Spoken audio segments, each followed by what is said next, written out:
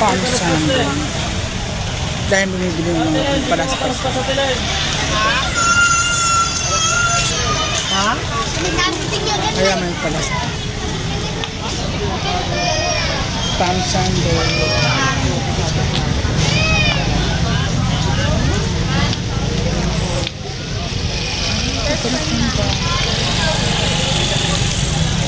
Semana Santa din. Dahil nag-aabang na para sa palaspas, ligo ng palaspas ngayon. Dahil nasa labas na ako. Ito sa bahay. Ay, tatapin.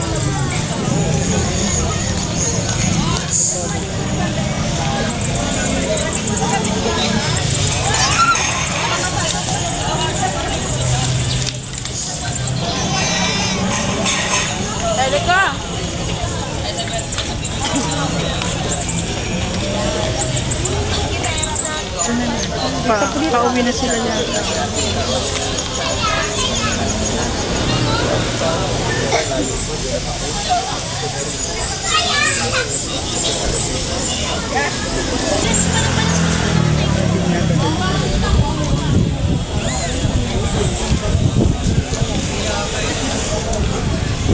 Adat lang ng binyag.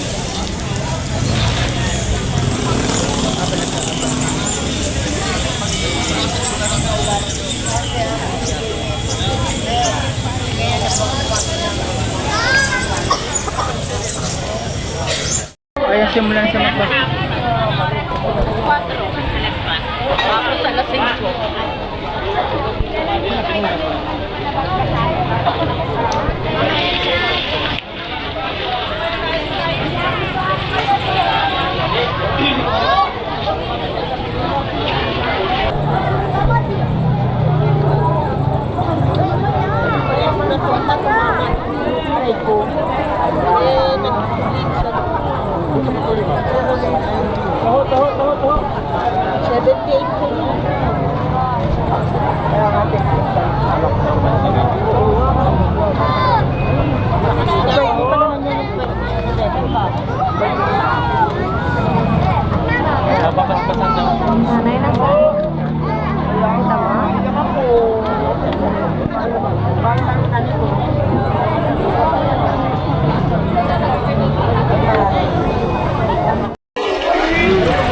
Okay, thank you.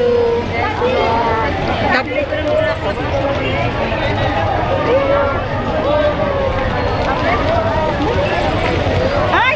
Kuya, ito pa po! Kuya, father!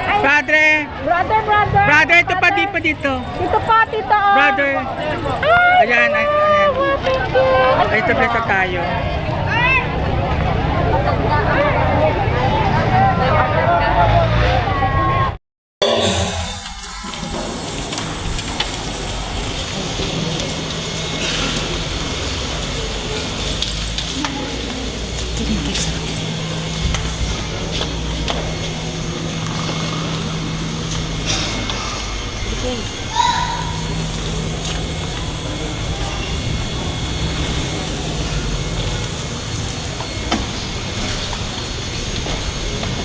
Magandang umaga po sa ating lahat.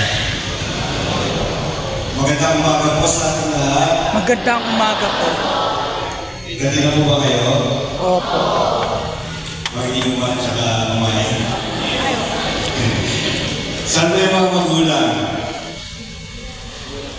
Kumpleto po ba ang nanay tatay? Mga kaibigan, mga kamag-anak, narito. Welcome po sa ating lahat. Ngayon po tayo pa rin magsisimula sa ating binyag. So, gusto po natin agad makarating sa kainan, mag-participate po tayo para mag-gusto tayo na natin. So, okay po ba yan? Ano ang hinihiling ninyo sa mga batang ito? Ngayong hinihiling ninyo na binyagan ng mga batang ito, ngayon tinatanggap ninyo ang responsibilidad na sanayin sila sa pananampalataya. Ito ang inyong katungkulan na palakihin sila sa kautusan ng Diyos gaya ng tinuro ni Kristo sa pamamagitan ng pagmamahal sa Diyos at sa kapwa. Naiintindihan ba ninyo ang inyong mga ginagawa, hakbangin? Nakahanda ba ang mga magulang, mga inyong at nina, nakanda ba kayo tumulong sa mga magulang na akayin ang inyong mga inaanak sa pananampalataya? Bilang kinagawa ng sabayan ng Kristiyano, ikinagagalak at tanggapin ang inyong mga anak sa pamamagitan ng pagkukrus sa kanilang mundo. Pagkatapos ko po, mag-krus na po yung magulang tapos mga inyong at nina. Lumapit na lang po yung mga ginang at ginang sa bata para mag-cross sa Panginoon.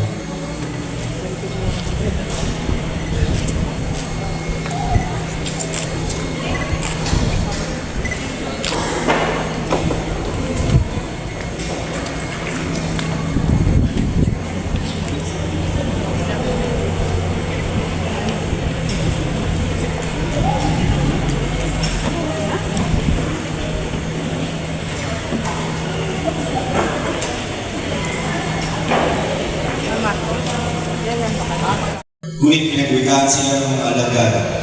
Nagalit si Jesus nang makita ito at sinabi sa kanila, "Pabayaan ninyong lumapit sa akin ang mga bata.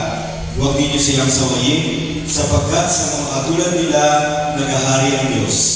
Ito ang tandaan ninyo, kung sino mang hindi tumanggap sa paghahari ng Diyos tulad ng isang maliit na bata, ay hindi napapabilang sa mga pinaghaharian niya." At kinalong ni Jesus ang mga bata. Pinatong ang kanyang mga kamay at sa kanila at pinagpala sila. Mga kapatid, ang mabuting balita ng Panginoon. Pinupuri ka namin, Panginoong Jesucristo. Magsiyo. Para maging Kristiyano, specifically para maging Katoliko Kristiyano. Sa pamamagitan ng linya, sila ay nagiging bahagi ng ating relihiyon ng Katoliko Kristiyano. Nagiging member sila ng simbahan Katoliko. Sige po. Ano pa po? Nakinig kasi natin sa Instagram dito. Plus 10 si Nene. Ano pa po? Para sa anak ngayon. Ang gusto niyo po ay lumaki mag-anak. Ano pa? May takot sa Diyos. Ano ba? May takot sa magulang. Ba't nakakatakot po yung magulang? Ibig sabihin, sila ay anak ng Diyos. Sila ay anak niyo at mahal niyo sila. Mahal niyo po ba? Depende kung mahal niyo, pero kung hindi, wala. Kung mahal niyo, kaya tayo ng Diyos, ibig sabihin, we want the best for them. Tama po ba? Tama. We want the best life for them. Bago po tayo mag-demand na maging mabuti silang anak, maging matakot sila sa atin dahil sa itsura natin. No? Ikalat nila tayo, sutuin nila tayo, mahalin nila tayo. Dapat tayo po anak, magbigay. No? We give the best for them. Give the best for them. Ibig sabihin, you provide because anak sila ng Diyos. Hindi nyo lang sila anak, hindi nyo lang sila anak. Anak sila na, anak sila ng Diyos.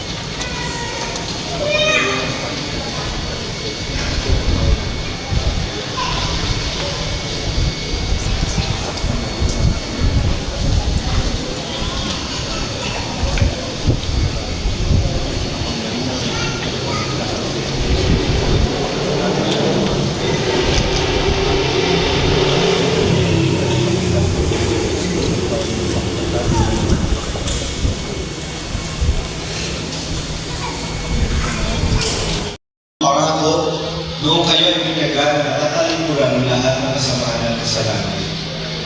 Mga magulang, mga ninong at ninang, tinatakwil ba ninyo si Satanas?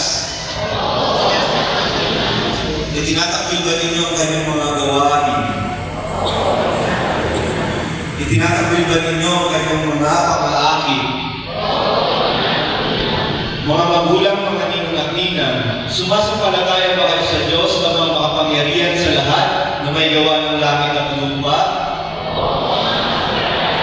Sumasampalataya ba kayo kay Kristo, isang anak ng Diyos, Panginoon nating lahat, Ipinanganak na Santa Maria Virgen, dinako sa krus, namatay at inilibing, muling nabuhay at lalunok sa kanan ng Ama. Sumasampalataya ba kayo sa Espiritu Santo, sa banal na simbahang Katolika, sa kasamahan ng mga banal, sa kapatawaran ng mga kasalanan, sa muling pagkabuhay ng mga namatay, at sa buhay na walang hanggan? Opo. Sumasagot. Amen. Iyong ina.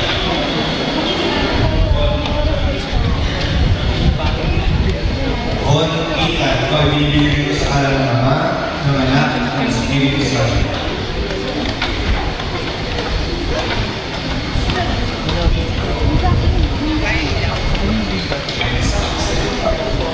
Next accent, ito ay binibigay ko sa ngalan ng Ama, ng Anak, at ng Espiritu Santo.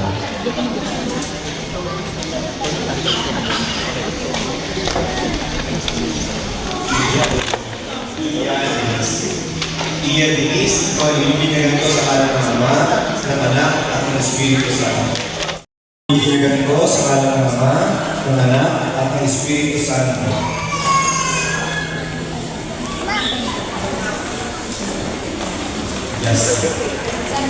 Jasmine, ito ay binibigay ko sa ngalan ng Ama, ng Anak, at ng Espiritu Santo.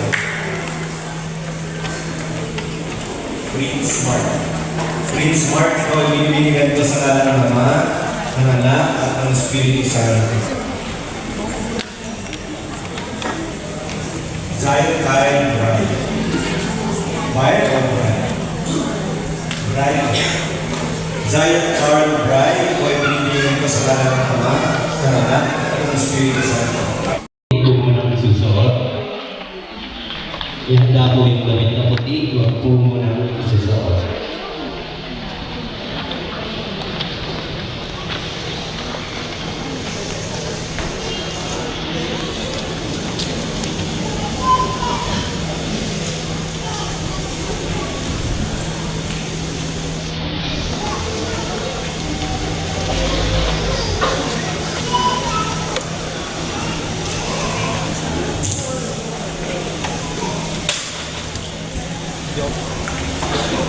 Pakigandaran po yung kandila ng tatay. Mga major events ng mga batang ito, halimbawa meron silang sakit o kaya meron silang mga birthday or exam or anything, no? Pwede niyo pong gamitin yung kandila sa bihan mo kaya yung puti, iso, kaya yung iso. Ang damit pamilya ay tanda ng muling pagsilang kay Kristo at ang dakilang karangalan ng mga anak ng Diyos, naway manatiling wagas at walang bahid tuloy sa kanilang karangalan, hanggang matama nila ang buhay na walang hanggan. Amen. Isod ko ang mga tubigan.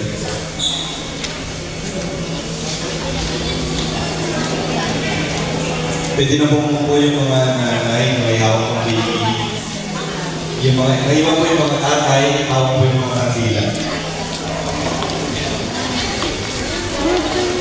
Tanpo.